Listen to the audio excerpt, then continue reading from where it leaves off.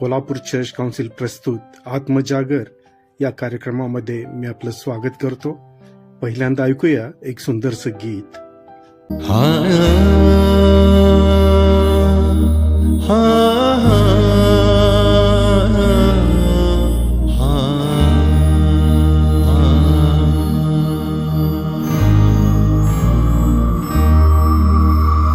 धावत आली बघर जनी द्वात जगा टाकीत भरुनी धावत ये तू झाली सदया ये प्रभु मज सहरा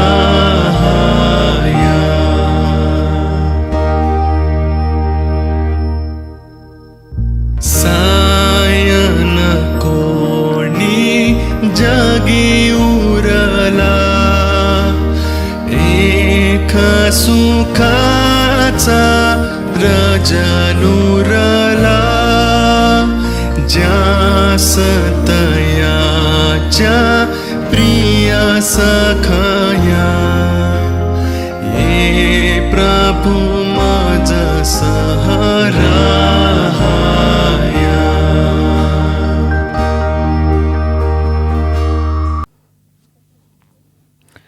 कोल्हापूर चर्च काउन्सिल प्रस्तुत आत्मजागर या दैनंदिन मनामध्ये मी नमोल अशोक चोपडे आपले स्वागत करत आहे.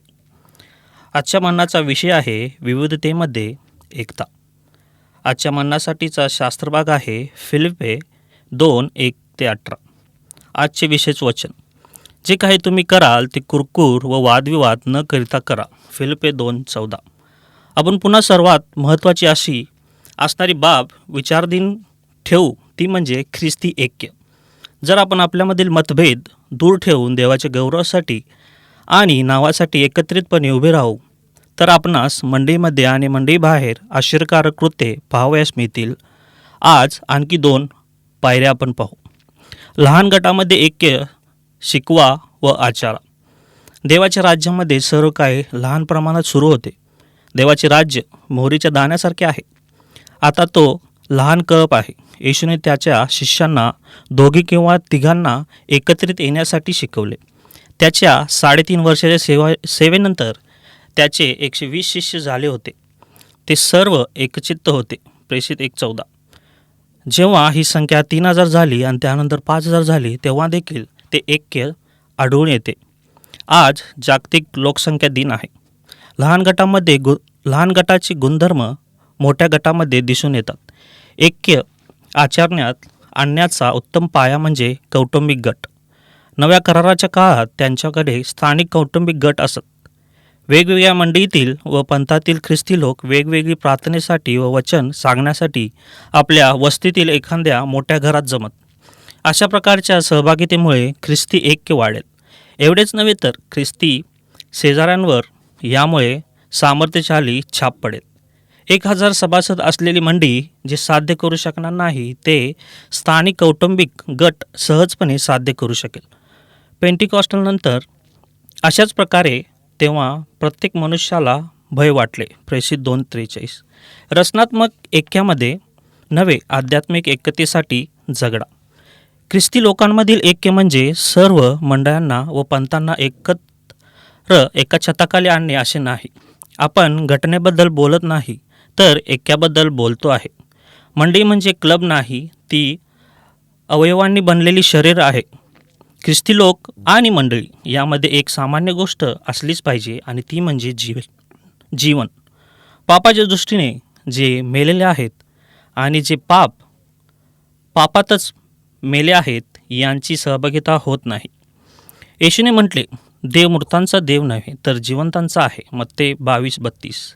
देव स्वभावानुसार जन्मलेली मुले आणि आत्म्यानुसार जन्मलेली मुले एकत्र राहू शकत नाहीत. इसाक आणि इस्माईल एकत्र राहू शकत नाहीत. अब्राम आणि इस्माईलासाठी घराबाहेर एक खोली देखील पुरवली नाही. गलती 4:28. देवाचा नियम बैल आणि गाढव यांची जोडी एकत्र जुंपून जमीन नांगरण्यास मनाई करते. अनुवाद 22:10. आपण हे लक्षात घेतले पाहिजे की ऐक्य म्हणजे समानता नव्हे व ऐक्य म्हणजे एकसारखेपणा नव्हे. देवाच्या उत्पत्तीचे सौंदर्य त्याच्या विविधतेमध्ये आहे. नव्याने निर्माण झालेली स्त्री पुरुषाच्या मंडळी ही तशीच असते. आपल्याकडे उपासनेच्या विविध पद्धती आहेत, व्यवस्थापनाच्या पद्धती व शुभवर्तमानाचे प्रकार आहेत. ही आपली ताकद आहे, विविधतेमध्ये एकता. आपण प्रार्थना करूया. देवा, तुझ्या नावाला धन्यवाद देतो प्रभू. हे जे वचन तू आज आमच्यासमोर ठेवलं आहेस म्हणून आम्ही तुला धन्यवाद देतो प्रभू. जी विविधतेमध्ये एकता आहे त्याबद्दल आम्ही तुला धन्यवाद देतो प्रभू. आम्हाला देखील तुझ्या हातामध्ये घे. आमच्यामध्ये पण परमेश्वरा ही ऐक्यता असावी आज तू कर देवा म्हणून प्रार्थना करतो. आम्ही पण प्रभू कुरकुर न करता प्रभू, वादविवाद न करता प्रभू, आमच्यामध्ये जी तुझी ऐक्यता आहे ती आमच्यामध्ये पण परमेश्वरा असावी आज तू कर परमेश्वरा म्हणून प्रार्थना करतो. आम्ही काम करत असताना, सेवा करत असताना प्रभू आमच्यामध्ये ती एकता असावी आज तू सहाय्यत कर म्हणून प्रार्थना करतो. आम्हाला एकमेकाला क्षमा करून प्रभू आम्हाला जवळ घेण्यासाठी तू सहाय्यत कर आणि ती प्रीती जी तू आम्हाला शिकवली आहेस ती आम्हाला एकमेकावर करण्यासाठी आणि त्याद्वारे आमच्यामध्ये ही ऐक्यता असावी आज तू कर प्रभू म्हणून प्रार्थना करतो. आणि आमचं पाप आम्ही तुझ्यासमोर सादर करतो. तू आम्हाला क्षमा कर आणि आम्हाला परत आम्हाला तुझी सहभागिता तुला जी आम्हाला द्यायची आहे ती घडून दे असं कर म्हणून प्रार्थना करतो. जिवंत येशू नावात मागून बाप्पा, आमेन.